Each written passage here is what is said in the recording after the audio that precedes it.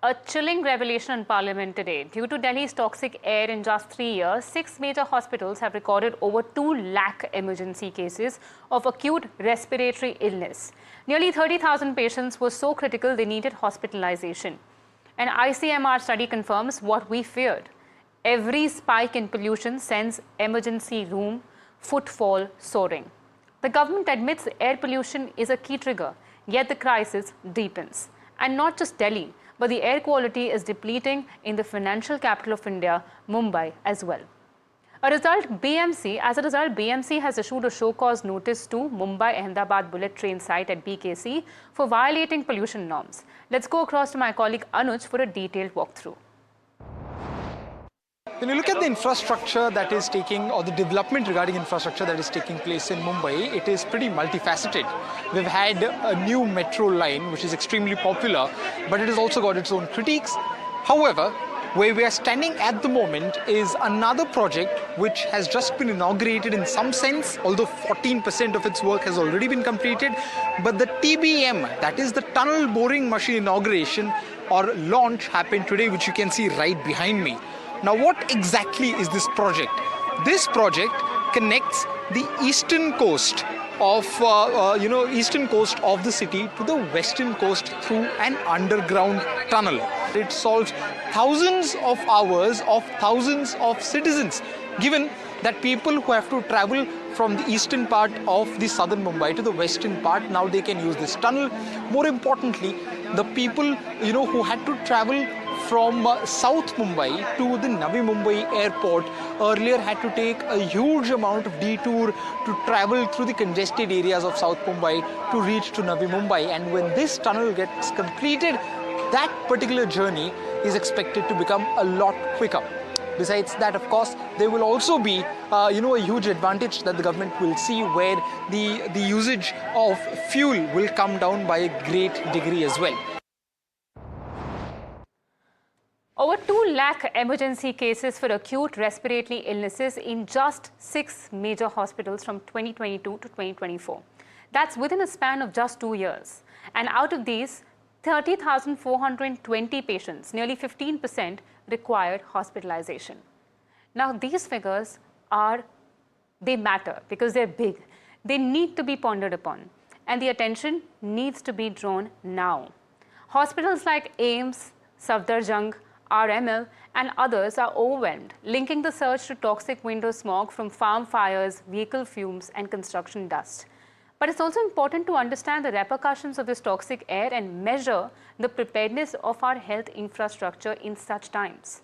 To help us do just that, I have with me Dr.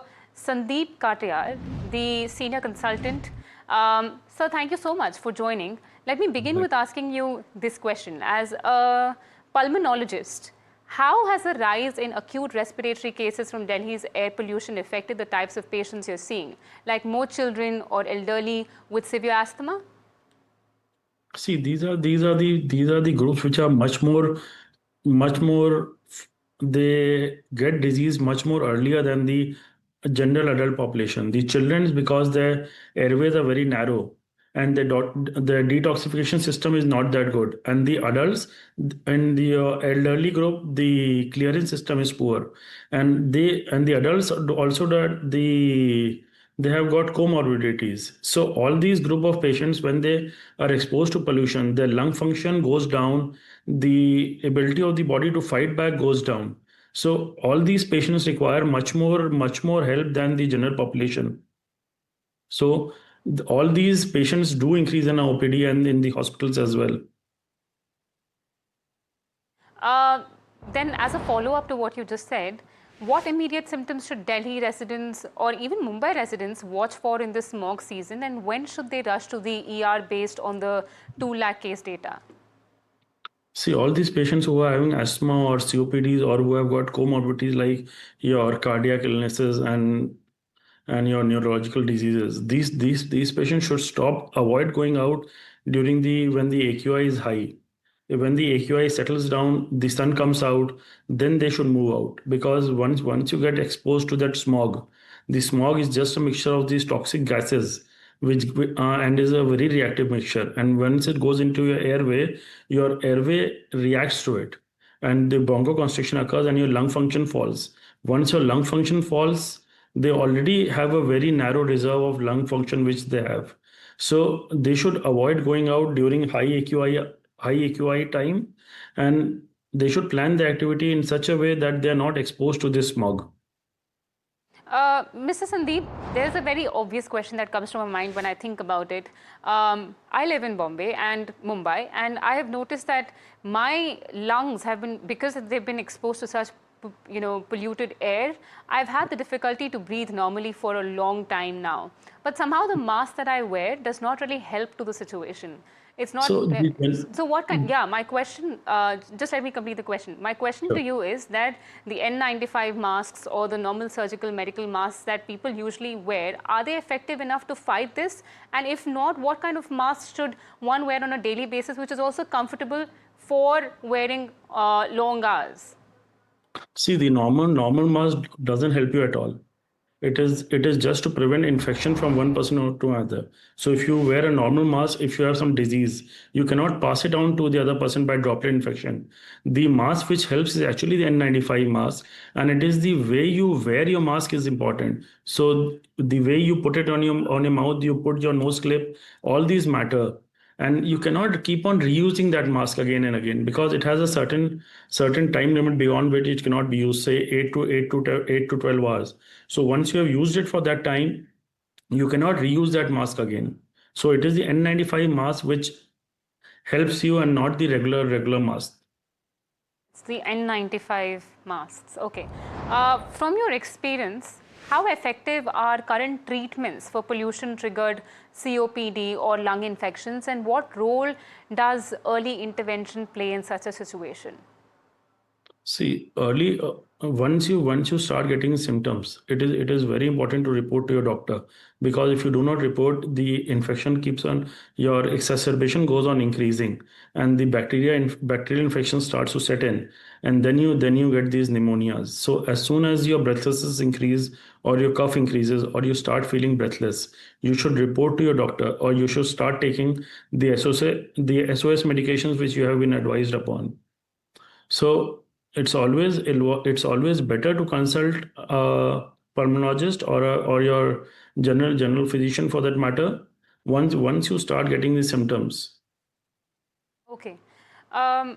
Sandeep, when I was researching for this topic, I noticed that a major portion of the cases that have been recorded under the emergency system are attributable to respiratory issues, which have on record happened due to air pollution. Now, as we speak, the smog situation in the capital, especially also in Mumbai now very recently, is not alleviating. And steps are being taken by the government, of course, but there is no relief to how the air quality has dropped significantly in recent times. What, according to you, because I'm asking because you come from the medical space, what, according to you, is lagging in the system? And what can be done? Of course, we can wear masks and head out, or if we have the choice, we can stay at home. But many people, like including me personally speaking, I don't have the choice to sit at home on a daily basis. So apart from wearing the N95 masks, how else do I protect myself? See, it is very, very, very difficult running away from pollution, and to save yourself from it.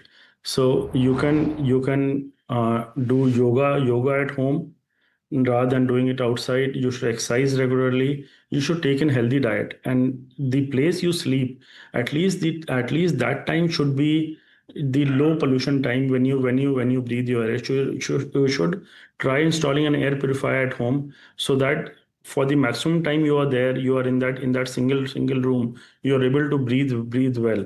When you step out, you try to step out during times where the AQI is better. So the government has got a real time AQI as well. So you should see the AQI and then only step out during those time.